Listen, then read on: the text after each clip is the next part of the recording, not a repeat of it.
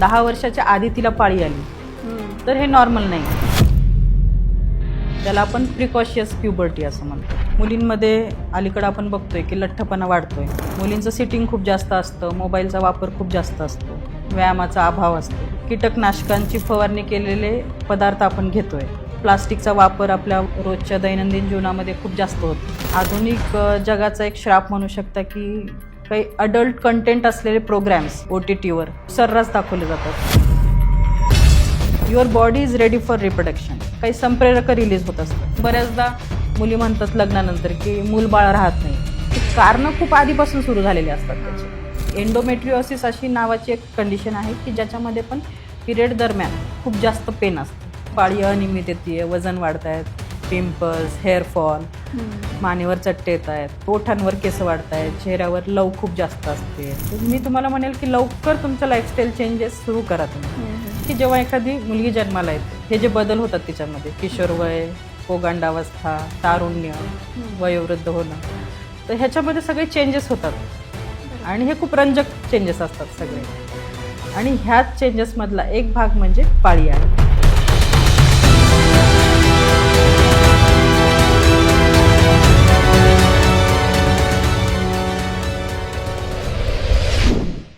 नमस्कार. नायला फार्मा प्रस्तुत द व्हाईट कोट डायलॉग या आरोग्यदायक पॉडकास्टमध्ये मी सपना बियानी आपल्या सर्वांचे मनापासून स्वागत करते. आजचा हा विशेष कार्यक्रम खास महिलांसाठी आहे. महिला बऱ्याचदा आपल्या हेल्थकडे दुर्लक्ष करतात, पण काही गोष्टी जर वेळेवर लक्ष दिले तर आपण आपलं आयुष्य सुंदर बनवू शकतो. या व्हिडिओमध्ये आपण जाणून घेऊया मासिक पाळीविषयी. महिलांनी, मुलींनी घ्यावयाची काळजी, त्याचबरोबर समाजामध्ये असलेले समज, गैरसमज याविषयी आपण सविस्तर चर्चा करूया. आज आपल्यासोबत आहेत सह्याद्री हॉस्पिटल उदगीर येथील सुप्रसिद्ध स्त्रीरोगतज्ञ डॉक्टर प्रियंका राठोड मॅडम. नमस्कार मॅडम. नमस्ते. तर मी विचारू इच्छिते, मासिक पाळी म्हणजे काय आणि त्याचं चक्र कसं असतो? हे बघा, मासिक पाळी ही आपल्या शरीरामध्ये होणारी एक नैसर्गिक बदल आहे. मी म्हणेल एक मुलीचा, एक तरुणीपर्यंत होणारा रंजक असा एक प्रवास आहे आणि त्या प्रवासाचा एक भाग आहे. आपल्या शरीरामध्ये पियुष ग्रंथी असतात. मेंदूमध्ये पियुष ग्रंथी, पिट्युटरी ग्लँड्स आपण म्हणतो, ते आपल्या शरीरामध्ये काही हॉर्मोन्स सोडत असतात, संप्रेरक, जे वेगवेगळ्या भागामध्ये कार्यरत होतात आणि त्यानंतर मुलींना मासिक पाळी सुरू होते. मासिक पाळीमध्ये जी आपली रिप्रोडक्टिव्ह सिस्टीम आहे, गर्भाशय आहे, गर्भाशयामध्ये मूल राहण्याच्या प्रक्रियेसाठी बीजांडकोशातून एक बीज तयार होत असतं दर महिन्यामध्ये. जर हे बीज फलित झालं तर ती महिला गर्भवती होत असते. पण जर हे बीज फलित झालं नाही, हे अफलित बीज आणि गर्भाशयाचं आतलं अस्तर हे पाळीच्या दरम्यान बाहेर टाकलं जातं योनी मार्गाद्वारे. यालाच आपण मासिक पाळी म्हणतो. आणि मासिक पाळीचं जे चक्र आहे तर ते 21 ते 35 दिवसापर्यंत असू शकतं. म्हणजे 21 days to 35 days menstrual cycle असू शकते. त्यामध्ये अनुवंशिकता बऱ्याचदा कारणीभूत असते. एखाद्या मुलीची सायकल ती म्हणते की 21 दिवसाची आहे, तर तिच्यासाठी ती नॉर्मल असू शकते. कारण की तिची आई, बहीण, मावशी ह्यांची पण सायकल तशी असू शकते. कोणाकोणाची 35 दिवसाची पण सायकल नॉर्मल असू शकते.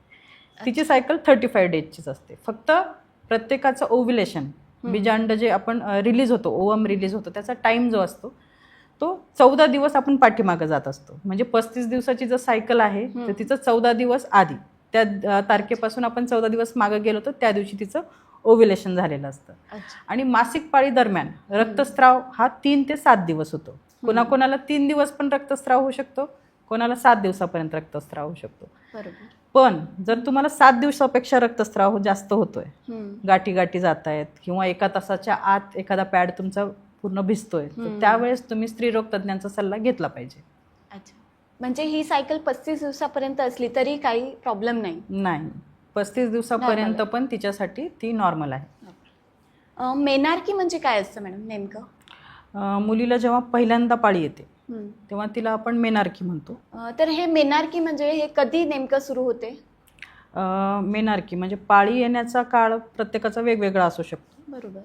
शक्यतो 12-13 वयामध्ये मुलींना पाळी येते, पण काही मुलींमध्ये 10 ते 15 वर्षापर्यंत पण या दरम्यान जर पाळी आली तर आपण तिच्यासाठी ते नॉर्मल म्हणत असतो. म्हणजे पाळी येण्याचा काळ म्हणजे मेनार्की. हां, पाळी जेव्हा सुरू होते मुलीची त्याला आपण मेनार्की असं म्हणतो. पण जर हे वय 10 वर्षाच्या आधी तिला पाळी आली तर हे नॉर्मल नाही आहे. त्याला आपण प्रिकॉशियस प्युबर्टी असं म्हणतो. अच्छा. 10 वयाच्या आधी तिच्यासाठी आलं तर तिच्यासाठी आणि तिच्या कुटुंबासाठी थोडंसं त्रासदायक असू शकतं.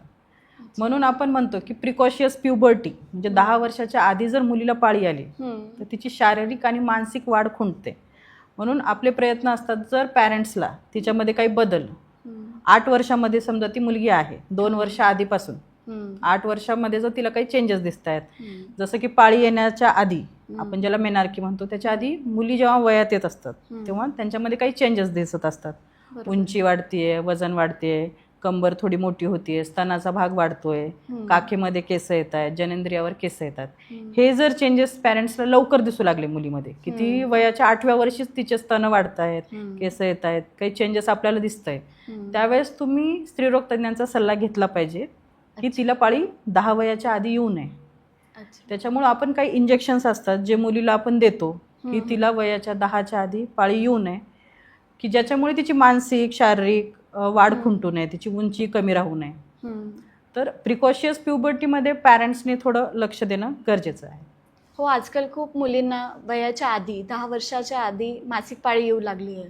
हो, त्यासाठी आपण प्रिकॉशन म्हणून काही आहेत आपल्याकडे? हो, त्याच्यासाठी मेडिसिन्स असतात, काही इंजेक्शन्स असतात जे गायनेकॉलॉजिस्ट प्रिस्क्राईब करतात. अच्छा. आणि ते सेफ आहे हो, मुलींसाठी? It is totally safe. हे जे प्रिकॉशन्स प्युबर्टी आहे त्याचे कारण काय असतात? मुलींमध्ये अलीकडं आपण बघतोय की लठ्ठपणा वाढतोय, की लाईफस्टाईल जे चेंजेस होत आहेत त्याच्यामध्ये लठ्ठपणा वाढणे, मुलींचं सिटिंग खूप जास्त असतं, मोबाईलचा वापर खूप जास्त असतो, व्यायामाचा अभाव असतो. त्याचबरोबर कीटकनाशकांची फवारणी केलेले पदार्थ आपण घेतोय, प्लास्टिकचा वापर आपल्या रोजच्या दैनंदिन जीवनामध्ये खूप जास्त होतोय. आणि आजकाल आपण बघतोय की आधुनिक जगाचा एक श्राप म्हणू शकता की काही अडल्ट कंटेंट असलेले प्रोग्रॅम्स OTTवर खूप सर्रास दाखवले जातात आणि मुलं नकळत्या वयामध्ये नको ते बघितलं जातं त्यांच्याकडून प्रौढ कार्यक्रम. तर कधी कधी अशा काही थेरीज आहेत की जे म्हणतात की तुम्ही काही प्रौढ कार्यक्रम बघत असतात तर तुमच्या मेंदूला काही निर्देश मिळतात की your body is ready for reproduction. असं आहे की तुमचं शरीर रिप्रोडक्शनसाठी रेडी आहे. तर काही संप्रेरक रिलीज होत असतात. तर मी पॅरेंट्सला असं म्हणेल की आपले मुलं जेव्हा मोबाईल वापरतायत, काही नेटफ्लिक्स बघतायत, OTTचे काही कार्यक्रम बघतायत, तर त्याचं कंटेंट काय ह्याकडे आपण लक्ष द्यावं की त्यांच्या वयाला साजेसं कंटेंट ते बघतायत का, की काही त्यांचे चुकीचं बघण्यात येत असेल तर आपण त्यांना रेस्ट्रिक्ट करावं वेळेतच. बरोबर. हे सोशल मीडियामुळे थोडंसं वाढलेलं आहे. सोशल मीडिया, लाईफस्टाईल चेंजेस हे सगळं प्रिकॉशियस प्युबर्टीला कुठंतरी जबाबदार आहे. जेव्हा मुली वयामध्ये येतात आणि त्यांना मासिक पाळी सुरू होते तर त्यांनी काय वापरावं, कपडा की पॅड्स? मी म्हणेन की दोघंही तुम्ही वापरू शकता, कपडाही वापरू शकता, सॅनिटरी पॅडही वापरू शकता. फक्त असं आहे की जेव्हा तुम्ही कपडा वापरताय तेव्हा तो कपडा सुती कपडा असावा आणि वापरल्यानंतर तुम्ही तो वेळेत बदलायला पाहिजे. 4 ते 6 तासामध्ये बदलणं अपेक्षित आहे आणि तो धुवून प्रखर सूर्यप्रकाशामध्ये वाळवायला पाहिजे. आणि एकदा तुम्ही तो कपडा 2-3 वेळेस वापरला की त्यानंतर तो वापरायला नको, तो फेकून दिला पाहिजे. पण जर तुमच्याकडं सॅनिटरी पॅड हे ऑप्शन नसेल तरच तुम्ही कपडा वापरावा. जर सॅनिटरी पॅड हे बेस्टच आहे नक्कीच. फर्स्ट प्रेफरन्स पॅडसाठी आहे, जर ते नसेल तर कपडा. जर तुम्ही कुठे इमर्जन्सी आहे, ग्रामीण भागामध्ये आहात, तुम्हाला पॅड अवेलेबल नाही झाला त्यावेळेस तुम्ही सुती कपडाही वापरू शकता. अच्छा. आत्ताच्या काळात सॅनिटरी पॅड यूज करतात पण त्याला अल्टरनेटिव्ह अजून काही प्रोडक्ट्स आहेत का जे हेल्दी आहेत? आता मेन्स्ट्रुअल कप्स निघालेत मॅडम. मेन्स्ट्रुअल कप्स पण आहेत, टॅम्पून्स पण आहेत जे तुम्ही वापरू शकता आणि ते सेफ आहेत. मेन्स्ट्रुअल कप्स जे आहेत ते तुम्ही रिपीटेडली तुम्हाला ते चेंज करायची गरज पडत नाही. ते तुम्ही जास्त काळासाठी जर तुम्हाला बसायचं आहे की तुम्हाला कुठे तुम्ही ट्रॅव्हल करतायत, पटकन तुम्हाला पॅड चेंज करण्याची तिथं सुविधा नाही आहे, तशा वेळेस तुम्ही मेन्स्ट्रुअल कप्स वापरू शकता. बरं. हां. किती वेळेसाठी वापरू शकता तो? म्हणजे मेन्स्ट्रुअल कप हा आपण 12 तासापर्यंत वापरू शकतो. अच्छा. आणि त्याच्यानंतर तो आपण रिकामा करून वॉश करून पुन्हा रियूज करू शकतो. अच्छा. हां.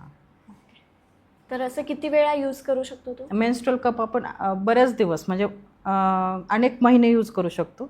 तो सिलिकॉनचा असतो. अच्छा. हां, तुमचा खर्चही वाचतो त्याच्यामध्ये आणि ते यूज करणं पण सोपं आहे. तुम्ही एम्प्टी केलं, वॉश केलं आणि रियूज केलं. फक्त कप लावायचा कसा हां. हे तुम्हाला एकदा स्त्रीरोग तज्ज्ञांनी सांगितलं प्रॉपर की तुम्ही त्याच्यानंतर तुम्हाला कुठलाही प्रॉब्लेम येत नाही. बरं. मेन्स्ट्रुअल टॅम्पूनसुद्धा तुम्ही वापरू शकता. फक्त मेन्स्ट्रुअल टॅम्पून जर तुम्ही वेळेवर बदललं नाही, तुम्ही खूप वेळ जर आतमध्ये ठेवलं तर तुम्हाला इन्फेक्शनची रिस्क असते, टॉक्सिक शॉक सिंड्रोमची पण रिस्क असते. आपण म्हणतो मासिक पाळीमध्ये स्वच्छता ठेवणे गरजेचं आहे, तर ती स्वच्छता आपण कशी ठेवू शकतो? मासिक पाळी दरम्यान मी मुलींना म्हणेल की प्रथमतः तुम्ही रोज स्नान करणं गरजेचं आहे, दररोज आंघोळ करणं.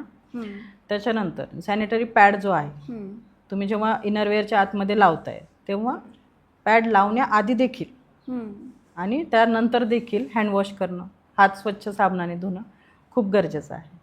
आणि पॅड हा 4 ते 6 तासाला बदलणं अपेक्षित आहे. 6 तासाला तरी तुम्ही ॲटलिस्ट सॅनिटरी पॅड हा चेंज केलाच पाहिजे.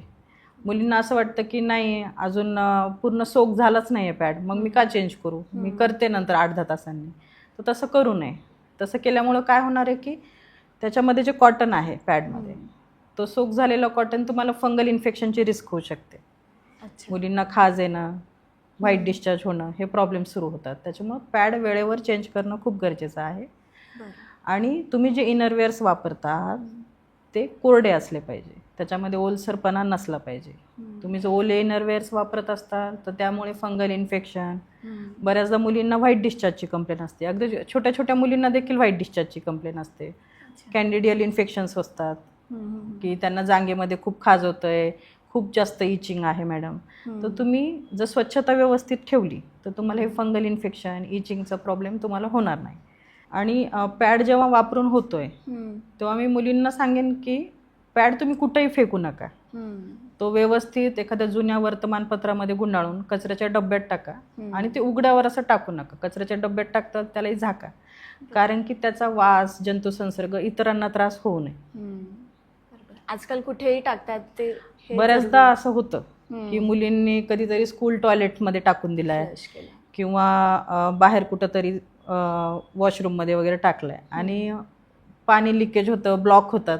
मग आपल्यामुळं दुसऱ्यांना त्रास होऊ नये आणि प्रॉपर डिस्पोज करणं सॅनिटरी पॅड हे खूप गरजेचं आहे. त्याचं इन्फेक्शन दुसऱ्याला व्हायला दुसऱ्यांना त्याचा त्रास होऊ नये. बरोबर. परफ्यूम केमिकलचा वापर योनी मार्गात का करू नये? हे बघा, योनी मार्गामध्ये त्याचा नॅचरल मायक्रो एक फ्लोरा असतो. त्याचे जे बॅक्टेरिया असतात त्याच्यामध्ये नॉर्मली त्याचा एक फ्लोरा असतो. तो फ्लोरा मेंटेन राहणं गरजेचं आहे, कारण योनी मार्ग स्वतःला स्वच्छ ठेवत असतं. आणि आपण जे म्हणतोय ना की मासिक पाळी दरम्यानच स्वच्छतेचा विषय आपण का बोलतोय, कारण की गर्भाशयाचं जो योनी मार्ग आहे त्याचं pH जे आहे ते ॲसिडिक असतं. म्हणजे ॲसिड कसं बॅक्टेरिया किल करतं, पण पाळी दरम्यान हे pH चेंज होतं. ते ॲसिडिक राहत नाही, ते अल्कलाईन होतं. आणि त्यावेळेस पाळी दरम्यान गर्भाशयाचं मुख उघडं झालेलं असतं, म्हणजे ओपन झालेलं असतं. मग रिस्क असते की अल्कलाईन एक तर pH आहे त्याच्यामध्ये बॅक्टेरिया वर जाण्याची रिस्क आहे आणि योनी मार्गातून गर्भाशयाचं मुख उघडं असल्यामुळे ते गर्भाशयाकडे रिस्क जाण्याची, इन्फेक्शन जाऊ शकतं. आणि जर हे इन्फेक्शन रिपीटेड होत असेल तर पुढे चालून मुलींना वंध्यत्व येतं की रिप्रोडक्टिव्ह सिस्टीममध्ये जर इन्फेक्शन्स होत असतील तर आपल्याला बऱ्याचदा मुली म्हणतात लग्नानंतर की मूलबाळ राहत नाहीये. ते कारणं खूप आधीपासून सुरू झालेले असतात त्याचे, की तुम्ही त्यावेळेस स्वच्छता ठेवत नाहीये. तुम्हाला त्यावेळेस काहीतरी इन्फेक्शन जे वर जात आहेत योनी मार्गातून गर्भाशयाकडं कुठंतरी ते अफेक्ट करतं रिप्रोडक्टिव्ह सिस्टीमला आणि त्यामुळे ते पुढे चालून वंध्यत्व येऊ शकतं. म्हणजे इतकी साधी गोष्ट आहे की स्वच्छता जर आपण व्यवस्थित ठेवली तर पुढे होणारे बरेचसे प्रॉब्लेम आपण टाळू शकतो, आता सॉल्व्ह होतील.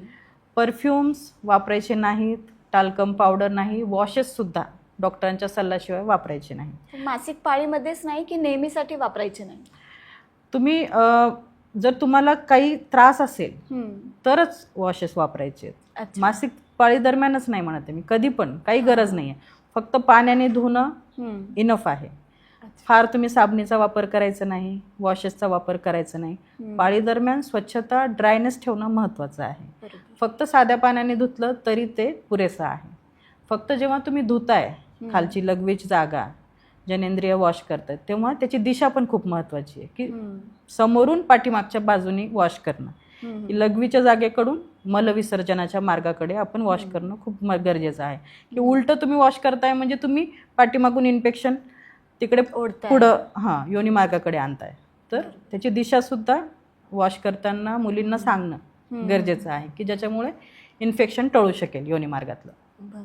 आपण बऱ्याचदा ऐकतो की मुलींना मासिक पाळीमध्ये खूप पोटात दुखतं, मुलींनाही आणि महिलांनाही पोटात दुखतं, तर ते नॉर्मल आहे असं होत राहतं? थोडं पोटात दुखणं नॉर्मल आहे, कारण गर्भाशयामध्ये मी जसं म्हटलंय की पाळीमध्ये गर्भाशयाचं आतलं असतं आणि अफलित बीज गर्भाशय बाहेर टाकत असतं. आणि जेव्हा ते बाहेर टाकत असतं गर्भाशय हे आकुंचन पावत असतं, ते कॉन्ट्रॅक्ट होत असतं, कॉन्ट्रॅक्ट होऊन ते बाहेर फेकणार आहे. जेव्हा गर्भाशय आकुंचन पावतंय तेव्हा थोडासा त्रास होणार आहे तिला, दॅट इज नॉर्मल. पण खूप जास्त त्रास होते की तिला असह्य आहे वेदना, तर त्यावेळेस तुम्ही मेडिसिन्स घेऊ शकतात डॉक्टरांच्या सल्ल्याने. आणि बऱ्याचदा मुली मला विचारतात, मॅडम मी प्रत्येक पिरियडमध्ये जर टॅब्लेट्स घेतल्या तर मला काही साईड इफेक्ट्स आहेत का त्या टॅब्लेटचे? ते मी म्हणेल की वेदनाशामक गोळ्यांचे साईड इफेक्ट नसतात जर तुम्ही ते डॉक्टरांच्या सल्ल्याने घेतलेले असतील. बरोबर आहे. आणि खूप जर पोटात दुखत असेल तर त्यावेळेस आपल्याला बाकीच्या पण आजारांचं बघावं लागतं. की एंडोमेट्रिओसिस अशी नावाची एक कंडिशन आहे की ज्याच्यामध्ये पण पिरियड दरम्यान खूप जास्त पेन असतं. तर हे आपल्याला रूल आउट करणं गरजेचं आहे की हे नॉर्मल मासिक पाळीमधलं दुखणं आहे की यामध्ये दुसरा कुठला आजारमध्ये आहे का. त्यावेळेस आपल्याला तपासण्या करणं, सोनोग्राफी करणं, स्त्रीरोग तज्ज्ञांना दाखवणं गरजेचं असतं. पण प्रत्येक वेळेस वेदना होत आहेत तर तुम्ही गोळ्याच घ्या असं काही गरजेचं नाही. घरगुती पण आपल्याकडं उपाय असतात की तुम्ही पोटावर, ओटीपोटावर शेकू शकतात, पाठीला गरम पाण्याच्या बॉटलनी पण तुम्ही शेकू शकतात, आलं जिऱ्याचं पाणी तुम्ही पिऊ शकतात, कॉफी पिऊ शकतात. आणि कसं असतं की ह्या दरम्यान जेव्हा रक्तस्राव होतोय तेव्हा तुम्ही तुमच्या डाएटकडं पण लक्ष ठेवणं खूप गरजेचं आहे. पाणी किती पिताय हे पण खूप महत्त्वाचं आहे. की मी म्हणते की पाणी भरपूर प्या, विश्रांती घ्या. विश्रांती घ्या म्हणजे सुट्टी घ्या वगैरे नाही बरं का. म्हणजे मुलींना कसं वाटतं मला पाळी आली मॅडम तुम्ही 3 दिवस शाळेलाच नाही जाणार, कॉलेजलाच नाही जाणार. मी म्हणते असं नाही, तुम्हाला तुमचं रुटीन हे चालूच ठेवायचंय. थोडं घरगुती उपाय करून आपण ते कंटिन्यू करू शकता तुम्ही घरगुती उपाय करून. प्रत्येक वेळेस विश्रांती म्हणजे की सुट्टीच घ्यावं असं नाहीये. बरोबर आहे. आणि तुम्ही लोहयुक्त आहार ठेवा असं मी म्हणेन मुलींना, की ज्याच्यामध्ये आयर्न कंटेंट जास्त आहे. मटार असू द्या, पालक असू द्या, पालेभाज्या भरपूर सेवन करा, फळभाज्यांचं सेवन करा, सुकामेवा. तुम्ही नॉन व्हेजिटेरियन असाल तर तुम्ही प्रोटीन्स घेऊ शकतात, मासे घेऊ शकतात, अंडी वगैरेचं सेवन तुम्ही आहारामध्ये ठेवू शकतात. त्याचबरोबर मी म्हणेन तुम्हाला की व्हिटॅमिन सी युक्त पदार्थांचं सेवन ठेवा. संत्रं, लिंबू, आंबा. व्हिटॅमिन सी हे आपल्याला लोह जे आहे ते ॲब्झॉर्ब करण्यासाठी मदत करत असतं. आणि मुलींना मी सांगेन की बटाटा, मैदा, साखर युक्त पदार्थाचं सेवन होईल तितकं कमी करा. अच्छा, त्यांच्या हेल्थसाठी चांगलं आहे. त्यांच्या हेल्थसाठी मैदा, साखर हे चांगलं नाही. तर आता मुलींना आणि आपल्याला लाईफस्टाईल मॉडिफिकेशनची गरज आहे का मॅडम? मुलींना आणि आपल्याला सगळ्यांनाच लाईफस्टाईल मॉडिफिकेशनची गरज खूप जास्त आहे. प्रत्येक आजाराचं कारण हे कुठंतरी आपली बदलत चाललेली जीवनशैली आहेच. म्हणून मी म्हणते की मुलींनी योग्य आहार घेणं, व्यवस्थित झोप घेणं 8 तासाची, आणि ती रात्रीला झोप घेणं, म्हणजे रात्रभर जागरण करणं, दिवसा झोपणं वगैरे नाही, तर रात्रीची 8 तासाची झोप घेणं, व्यवस्थित वेळेवर आहार करणं 3 वेळेस. त्याच्यामध्ये कार्बोहायड्रेट, प्रोटीन, फॅट आणि फळभाज्या हे सगळ्यांचं योग्य प्रमाणात सेवन करणं गरजेचं आहे. त्याचबरोबर योग्य व्यायामाची सुद्धा शरीराला खूप गरज आहे. बरेचसे आसन आहेत की आपण म्हणतो की फुलपाखरू आसन आहे, भुजंगासन आहे, की जे तुम्ही रोज केल्याने, सूर्यनमस्कार घातल्याने त्या मुलीला खूप फायदा होतो. एक तर तिचं वजन नियंत्रणात राहणार आहे, तिचे पिरियड्स रेग्युलर होणार आहेत. आजकाल आपण खूप ऐकतोय की PCODचा मुलींमध्ये प्रॉब्लेम खूप जास्त वाढतोय. आणि PCODचं मेन कारणच हे की बदललेली जीवनशैली, म्हणजे लठ्ठपणा. जे PCODमध्ये काही लक्षणं दिसत आहेत आपल्याला मुलींमध्ये की वजन वाढतंय, केस गळत आहेत, पिंपल्स येत आहेत, पाळी अनियमित असणं, आणि फास्ट फूड वगैरे. बऱ्याचदा हे फास्ट फूड, जंक फूडचं जास्त प्रमाणावर सेवन हे बाकी आजारांना निमंत्रण देते. जेव्हा 10वी नंतर मुली बाहेर जातात शिक्षणासाठी, हॉस्टेलवर राहतात, तेव्हा त्यांचं सगळं शेड्यूल बिघडलेलं असतं. की बाहेरचं खाताय चटकमटक आणि त्याच्यामध्ये झोपायचं व्यवस्थित नाही, की मी अभ्यासासाठी जागरण करते, त्यात मोबाईलचा अतिवापर की ज्याच्यामुळे सगळ्या झोप डिस्टर्ब होतात. बरोबर. आणि हे सगळे गोष्टी कुठं चालून तरी बसणं, फार वेळ बसणं, व्यायामाचा अभाव, मग ह्याचं रूपांतर पुढं चालून PCOS मध्ये होतंय की ज्यामध्ये पाळी अनियमित येते, वजन वाढतायत, पिंपल्स, हेअरफॉल, मानेवर चट्टे येत आहेत. पुन्हा ह्या मुलींमध्ये एक लक्षण दिसतं की ओठांवर केस वाढत आहेत, चेहऱ्यावर लव खूप जास्त असते किंवा मानेवर काळे चट्टे येत आहेत, काखेत चट्टे येत आहेत. तर त्यावेळेस PCOS जर तुम्हाला सुरुवात वाटते तर मी तुम्हाला म्हणेल की लवकर तुमचं लाईफस्टाईल चेंजेस सुरू करा. तुम्ही व्यायाम करा, योग्य आहार घ्या, झोप पुरेशी घ्या. कारण की आता सध्या वंध्यत्व इतकं जास्त प्रमाणात वाढले, इन्फर्टिलिटी इतकी जास्त आहे आणि मुलींचं वय वाढत चाललंय. शिक्षणामुळं आपण उशिरा लग्न होत आहेत आणि उशिरा लग्न झालं की वंध्यत्वाचं प्रमाणही फार वाढत चाललेलं आहे. तर हे वंध्यत्व पुढं चालून येत आहे. तर मी आधीपासून सांगते की तुम्हाला जिथून तुम्हाला पिरियड सुरू झालेत तिथून तुम्ही व्यवस्थित काळजी घ्या, स्वच्छतेपासून काळजी घ्या, तुम्ही तुमचं लाईफस्टाईल व्यवस्थित ठेवा की ज्याच्यामुळे पुढं तुम्हाला शरीरात तुम्हाला काही कुठले आजार होणार नाहीत. आणि आता अलीकडं की मुलींमध्ये डायबिटीज वाढतंय, थायरॉइड वाढतंय, हायपरटेन्शन सारखे सगळे आजार वाढत आहेत. आणि ह्याला कुठेतरी आपलं ही बदललेली जीवनशैली नक्कीच जबाबदार आहे. येस. तर माझं म्हणणं हेच आहे की तुम्ही तुमचं जे रुटीन आहे ते व्यवस्थित ठेवा. कमी जास्त आहार, म्हणजे झोपेमुळे पण प्रॉब्लेम्स येतात. म्हणजे खूप वेळ फास्टिंग करतायत किंवा काही काही मुलींना डायटिंग करतात, वजन कमी करायचंय म्हणून चुकीच्या पद्धतीचा अवलंब करतात की 16 आवर्स फास्टिंग असतं, कधी कधी फक्त लिक्विडवरच राहतात. तर मी असं म्हणेन की डायटिशियनच्या सल्ल्याने तुम्ही वेट कमी करा. बरोबर. की ते जसं सांगतात की हाय प्रोटीन डाएट, फायबर्स, ताक पिणं, त्याच्यानंतर हायड्रेशन कसं मेंटेन करणं, की तुम्ही प्रॉपर डायटिशियनचा सल्ला घेऊन तुम्ही डाएट ठेवा. असं मनाने चुकीच्या पद्धतीचा अवलंब करू नका वजन कमी करण्यासाठी. जेव्हा आपण एखादं बीज मातीमध्ये रोवतो, त्या बीजाचं एक रोपटं तयार होतं, नंतर त्या रोपट्याचं झाड होतं, त्याला फुलं फळं येतात. ही एक खूप छान अशी नैसर्गिक प्रक्रिया असते. आणि तसंच मी म्हणेल की जेव्हा एखादी मुलगी जन्माला येते तेव्हा हे जे बदल होतात तिच्यामध्ये, किशोरवय, पोगांडावस्था, तारुण्य, वयोवृद्ध होणं, तर ह्याच्यामध्ये सगळे चेंजेस होतात आणि हे खूप रंजक चेंजेस असतात सगळे.